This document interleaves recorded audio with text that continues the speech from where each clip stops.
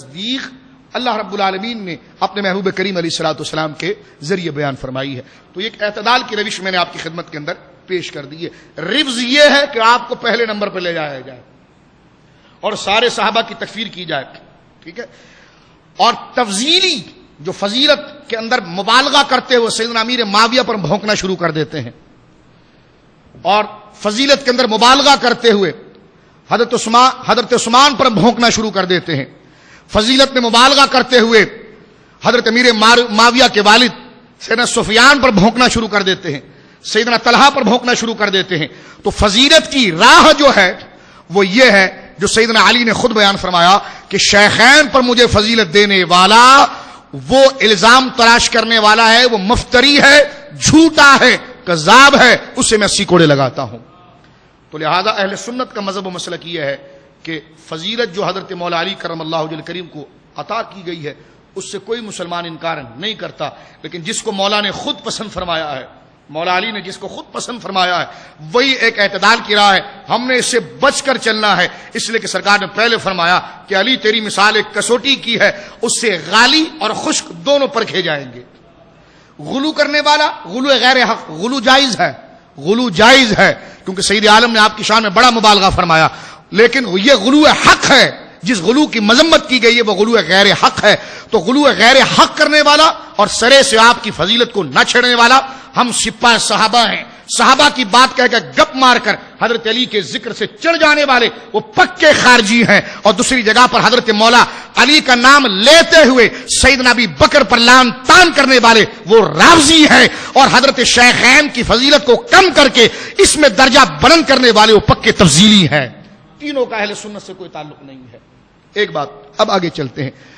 اب اس اعتدال اور اس مقدمے کی تمہید کے بعد میں اختصار کے ساتھ آگے چلنا چاہتا ہوں, کیونکہ ایک ایمان کی روش ہے, اس لیے میں چاہتا ہوں کہ فضیلت کی وادی میں ہم قدم رکھیں لیکن ایک حصار باندھ لیں, ایک حصار باندھ لیں, ایک دائرہ باندھ لیں, پھر ہم اس کے اندر آئیں اور اس پر ہم گویا کہ گفتگو کریں. لیکن اس میں ایک میں بات عرض کروں, صحابہ کرام علیہ رضوان جتنے بھی ہیں سیدنا امیر معاویہ سمیت ان کے متعلق اہل سنت و جماعت کی عقیدہ ہے. میں نے پہلے بھی عرض کیا, ہمارے علماء نے واضح طور پر لکھا ہے سیدنا امیر معاویہ کے خلاف بھونکنے والا جہنم کے کتوں میں سے کتا ہے, کیونکہ خود حدیث میں آیا کلاب النار, وہ جہنم کے کتوں میں سے کتا ہے جو سیدنا امیر معاویہ کے خلاف بکواس کرے گا. ہاں, یزید کی جو تعریف کرے گا وہ بھی جہنم کے کتوں میں سے کتا ہے. یہ بھی ایک اعتدال کی روش ہے. جو سیدنا امیر معاویہ کے خلاف بکواس کرے گا وہ بھی جہنم کے کتوں میں سے ہے, اور جو یزید کی تعریف کرے گا وہ بھی جہنم کے کتوں میں سے ہے. اس لیے کہ یزید کے اندر خوبی کا کوئی کمال نہیں تھا اور حضرت امیر معاویہ کے اندر نقص کی کوئی بات نہیں تھی. اس لیے کہ میں نے پہلے بھی عرض کیا ہے کہ سیدنا امام حسن نے ہمیں اعتدال دے دیا کہ چپ رہو, یہ میرے والد کا مسئلہ تھا, میں خود جب ان کے سامنے دستبردار ہو رہا ہوں اور ان کی فضیلت کو قبول کر رہا ہوں, تو جب ہاشمی شہنشاہ اور ہاشمیوں کے سرخطاج حضرت امام حسن مجتبی رضی اللہ تعالی عنہ ورداہ عنہ نے خود اپنی خلافت حضرت امیر معاویہ کے سپرد کر دی, اور میرے آقا نے امام حسن کی پیدائش کے وقت فرما دیا تھا یہ میرا بیٹا میری امت کا سید ہے, یہ دو مسلمین کے درمیان صلح کروائے گا. اور یہ صلح کی نظیر, اس کی مثال سیدنا امیر معاویہ کے مقابلے پر آ گئی ہے. اب کون جرت کر سکتا ہے کہ سیدنا امیر معاویہ کے لیے غلط بات کہے؟ اگر سیدنا معاویہ کے بارے میں غلط بات کہے تو پھر یہ اہل بیت کے بارے میں کیا کہا جائے گا؟ یہ ساری کتابوں میں لکھا ہے کہ حضرت امام حسن دستبردار جب ہو گئے اس کے بعد حضرت امیر معاویہ نے باقاعدہ آپ کے لیے وظیفہ باندھا ہے, اوروں کے مقابلے میں دگنا وظیفہ باندھا ہے. امام حسن نے بسا اوقات زیادہ رقم کا مطالبہ بھی کیا ہے اور خط بھی لکھا ہے کہ یہ ہمارے لیے کافی نہیں, اس سے بڑھایا جائے. حضرت امیر معاویہ نے اس درخواست کو قبول کر کے جتنا آپ نے کہا اتنا بڑھایا ہے. تو یہ سارے الزامات کہاں چلے جائیں گے؟ تو اسی لیے چاہیے اعتدال ہونا چاہیے کہ پھر ہمارے خواہ مخواہ کے مبالغہ غیر حق کی وجہ سے کتنے بزرگان دین اور کتنے صحابہ اور اہل بیت کے افراد گویا کہ اس کے اندر شامل ہو جاتے ہیں. ہاں, یزید کو امیر المومنین کہنے والا وہ بھی پکا جہنم کا کتا ہے. حضرت عمر بن عبدالعزیز کے سامنے کسی نے یزید کو امیر المومنین کہا, حضرت عمر بن عبدالعزیز نے اسے 80 کوڑے لگوائے تھے. کہا یہ جھوٹا ہے, الزام لگاتا ہے, مفتری ہے. یزید پلید کہاں سے آ گیا کہ جناب جو ہے کہ وہ امیر المومنین کہلانے کے لائق ہے؟ تو یزید کو امیر المومنین کہنے والے وہ خارجی گروہ ہے, وہ وہ بغض سیدنا امام حسین میں اس کو امیر المومنین کہتے ہیں. وہ حضرت علی کے بغض میں یزید کی تعریفیں کرتے ہیں. بیت الیزید وہ آپ نے دیکھا ہوگا پرانے زمانے میں بھی گزرا ہے, 1960 کی دہائی میں یا 50 کی دہائی میں بلغم الدین جس کا نام بلیغ الدین تھا, وہ بلغم الدین کو دیکھا, وہ بدبخت اس دور کا سب سے بڑا بدبخت یہ ذاکر نائک یا جناب یہ ڈاکٹر اسرار, یہ ڈاکٹر نہیں, یہ ڈنگروں کو خسی کرنے والے ڈاکٹر ہیں جو دیہات میں ڈنگروں کو خسی کرتے رہے, پھر ان کا نام آگے لگ گیا کہ جناب یہ ڈاکٹر ہیں. اس لیے کہ اگر ان کو واقع میں علم سے کچھ مس ہوتا تو یہ کلمات ان کے سامنے واضح ہو جاتے. ذاکر نائک نے اپنی خود بدبختی واضح کی. لوگ ہم سے پوچھتے تھے کہ جناب ذاکر نائک کا کیا عقیدہ ہے, ہم جب اسے بتاتے کہتے شاہ صاحب آپ غلط بات کر رہے ہیں. کیا نیٹ پر اس کی بات نہیں آئی کہ اس نے حضرت امام حسین کی اس ایمان و حق اور حق و باطل کی جنگ کو سیاسی جنگ قرار دیا تھا؟ یزید کے لیے تمہیدی جملے کہے تھے, تعریفی جملے کہے تھے. پھر اب بھی آپ کہیں کہ رسول اللہ آپ کو بخشوا دیں گے اور آپ اس سے محبت رکھیں جو یزید کی تعریف کرتا ہو.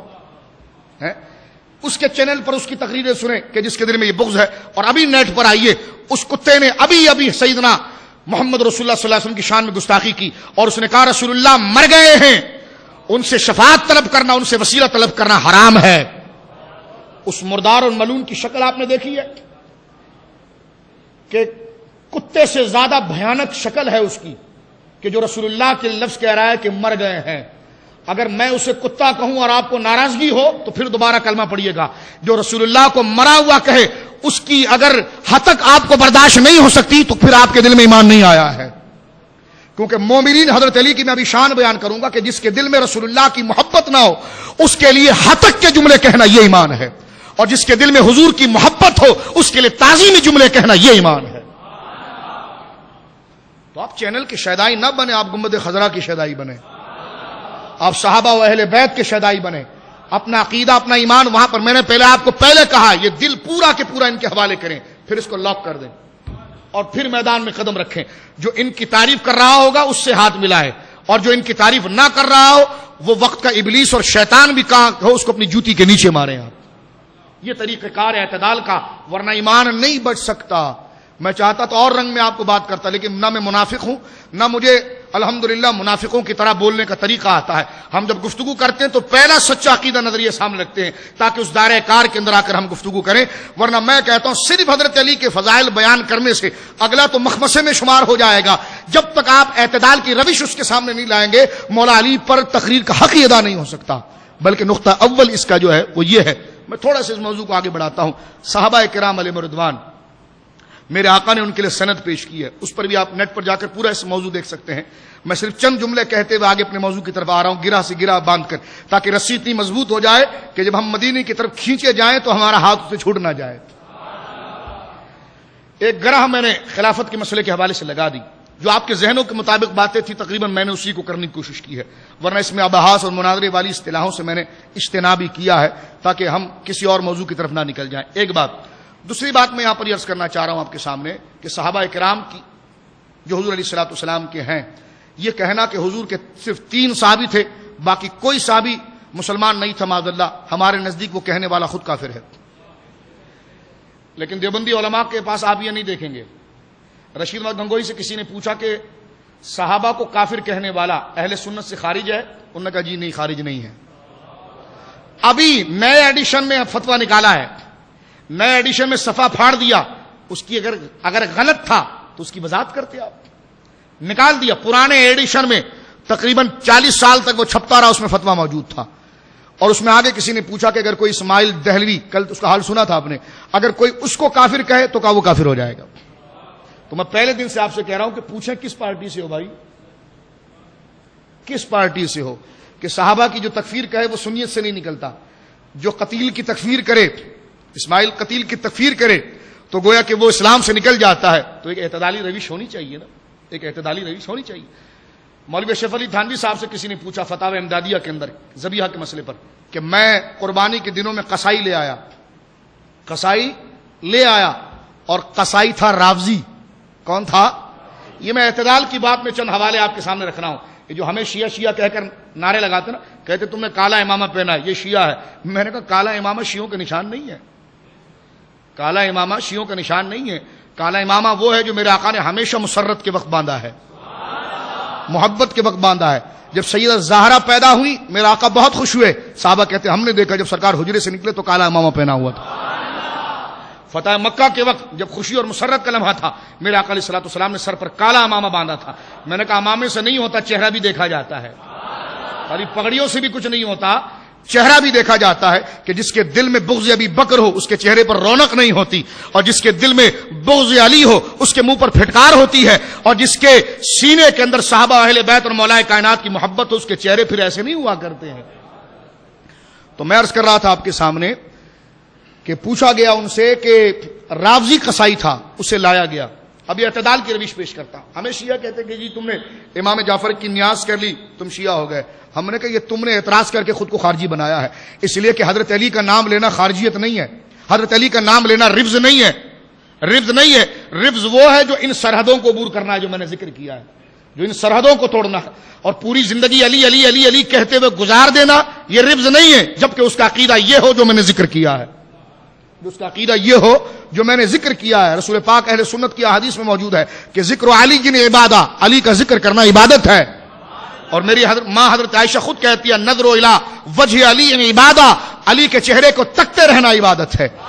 تو اس میں اعتدال کی جو روش ہے وہ میں صرف یہاں پر عرض کرنا چاہ رہا ہوں, وہ اس اعتبار سے ہے کہ صحابہ کرام علیہم رضوان کی پوری جماعت میرے آقا نے ان کو سند دی ہے کلہم عدول, یہ عادل ہیں, یہ عادل ہے. مودودی جماعت اسلامی کا بانی جس کو آپ ووٹ دینے کے لیے بڑے شوقین ہوتے ہیں, اس کی کتاب میں وہ لکھتا ہے حضرت عثمان اور حضرت علی کے معاملے کے درمیان, اور اس نے کئی جگہ پر لکھا کہ حضرت عثمان سے یہاں غلطیاں ہو گئی تھی, یہاں غلطیاں ہو گئی. آگے گپ مارتا ہے کہتا اللہ کا بڑا شکر ہے مجھ سے کبھی غلطی نہیں ہوئی. میں نے کہا جو تجھ پر لعنت اتری ہے آج تک ہم تیرے خلاف بول رہے ہیں, کوئی کم لعنت ہے تجھ پر یہ کہ تو نے صحابہ کے خلاف بکواس کی, قیامت تک تجھ پر بکواس ہوتی رہے گی.